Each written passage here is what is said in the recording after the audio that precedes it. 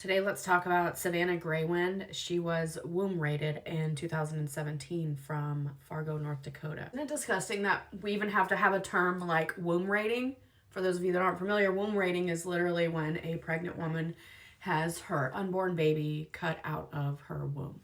Savanna was 8 months pregnant. She was 22 years old. She lived in an apartment with her parents. Walked into the front door of this, what looked like a really large house from the outside, but all of the units were interior. And she lived in an apartment too. And these lovely human beings, Brooke Cruz and William Hahn, who were in a relationship, which, by the way, he had child abuse charges, and because of that, when she chose to be with him, she had lost custody of her 2 children. Lived upstairs in apartment 5, okay? On a random day in August, Brooke comes down. The family knows of her because they've lived in the same complex for a while, right? They've seen her outside, like, arguing with her boyfriend, and they knew her because she had worked at, like, a local retail store that they had visited. But they didn't, like, know her. Well, she comes down, knocks on the door to the apartment, and Savanna's feet were swollen. She had been sitting down propping her feet up while the rest of the family was doing like household chores. It was a Saturday. And she asked Savanna if she could come up to her apartment. She says, "I'll pay you $20. I'm hemming a dress and I need help. I need a second set of hands." And her dad even told her, like, "Savanna, don't go. I'll give you $20. You just got paid. Like, it's only $20. You don't feel well. Your feet are swollen." But she was a hustler. She knew she had a baby coming. She was trying to save as much money as possible. She goes upstairs to apartment number 5. And as I'm sure you guys guessed it, she was never seen again. This is what the apartment looked like for reference. It's not super big. Her family was home, her mom and her dad. They didn't hear anything. But when Savanna didn't come back down in time to take one of her siblings to work, her mom got worried and she started texting her. And she said Savanna was obsessed with her phone, okay? Always had her phone in her hand, always answered everybody immediately, and she didn't get any answer. A couple extra minutes go by, and her dad goes up and knocks on the door. Okay, this is about 5:30. Her dad knocks on the door. The lady, Brooke, answers the door. She's cooperative. She says, "She's here. We're still working on the dress. We just need a little bit more time." He says, "Okay." Fast forward a second time because she's still not home, and mom goes with this time, and Brooke says, "Savanna left. Savanna's not here." Mom has a spidey sense. She knows that something is not right. They call the police, and the police go upstairs to the apartment, and Brooke cooperates.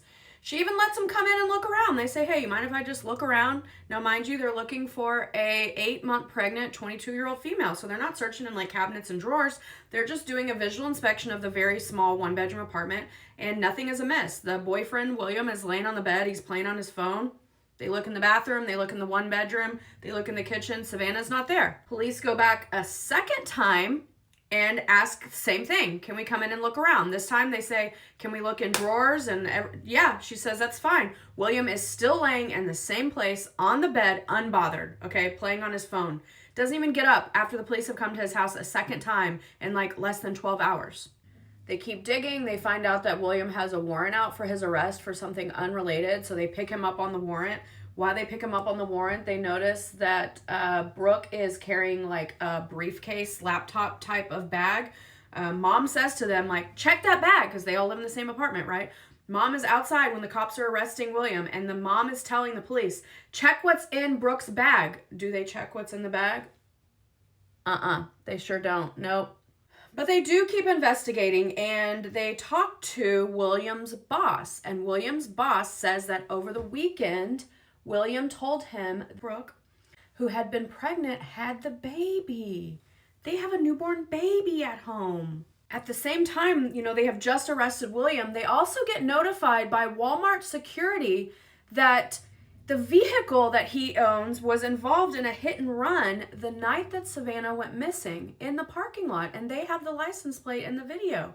So the police go back and pull the footage from Walmart to see what he bought or who was with him while he was inside Walmart shopping, and guess what he bought? He bought size 0 newborn diapers, for the baby that his pregnant wife, who was never pregnant, just gave birth to. So they get a search warrant and they go to the house, and guess what? They found the newborn baby, but there was no evidence of a crime scene. There was no Savanna. There was no blood. There was no nothing. So where is Savanna? I don't know if you guys are ready for this. This woman had taped off the entirety of her bathroom with industrial plastic to make sure that no blood got anywhere. They bring Savanna into the apartment with the intention of cutting her baby out of her that day and raiding her womb. As soon as Savanna comes in the apartment, within the first 30 seconds, she pushes her down in the bathroom. She hits her head on the sink. She falls down. She's unconscious. Then Brooke proceeds to use a box cutter to cut open her womb and take her baby out. And then the story is a little after that. Brooke says that she wasn't unalived yet, so William went and got a belt and he made sure that she was unalive. But William says that Brooke is the one who unalived her by the injuries to her homemade cesarean section. When the police came the first time to look in the apartment, remember they just did like a visual inspection because they're looking for a 22-year-old woman that's 8 months pregnant. They didn't open any doors, closets, nothing like that. At that time, Savanna was in a trash bag in the closet in the bathroom. Then as soon as they left the first time, they realized that they had to get rid of her. So they took a dresser that was in the bedroom and they hollowed out the dresser and they put her body inside the dresser, inside the trash bags, and put the dresser right back where it had been in the bedroom. And it was there the second time that the police came when they searched through the closets. They walked right by the dresser and had no idea that the inside was hollow and there was a human in there with a trash bag around her. Then later that night, in the middle of the night, they moved the dresser, and as they were moving it down the stairs, Brooke dropped it. And it made a loud thud. And she said she just knew they were caught because she knew it was going to wake everybody up, especially Savanna's parents who were on high alert. It didn't. Never got caught. Then over the next few days, that baby lived just 1 floor and 2 apartments away from Savanna's parents. And the baby was ultimately very quiet as a newborn. The police even said when they raided the apartment and kicked in the door, the baby never made a sound. Where was the baby the whole time they were looking in the apartments? Remember how I said that each time the police came, Will never got off the bed. He was just laying on his bed scrolling. The baby was next to him underneath a pillow. Savanna's baby initially went to go live with the baby's father for a couple of years, but now the baby is not a baby anymore, but she is being raised by Savanna's parents. And this story should bring a bigger conversation to the forefront because Savanna is a Native woman, and the number of missing or murdered Indigenous and Native women in this country is concerning and not talked about enough. The other thing I think is so wild is that I'm in the throes of infertility, okay? My husband and I have spent more money than we have left in our savings account to try to become parents through IVF.